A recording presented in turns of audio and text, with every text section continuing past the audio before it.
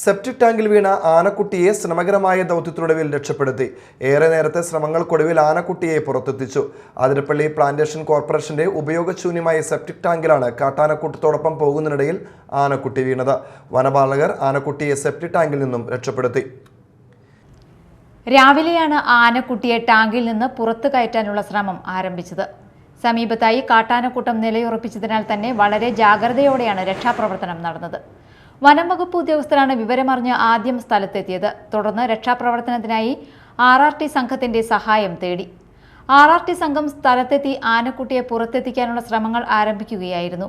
കാട്ടാനക്കൂട്ടത്തെ സമീപത്തു നിന്നും മാറ്റിയ ശേഷമായിരുന്നു രക്ഷാപ്രവർത്തനം. അതിരപ്പള്ളി പ്ലാന്റേഷൻ കോർപ്പറേഷൻ 9ാം ബ്ലോക്കിലാണ് സംഭവം. സെപ്റ്റിക് ടാങ്കിന്റെ സ്ലാബ് തകർന്നാണ് ആനക്കുട്ടി കുഴിയിലേക്ക് വീണത്.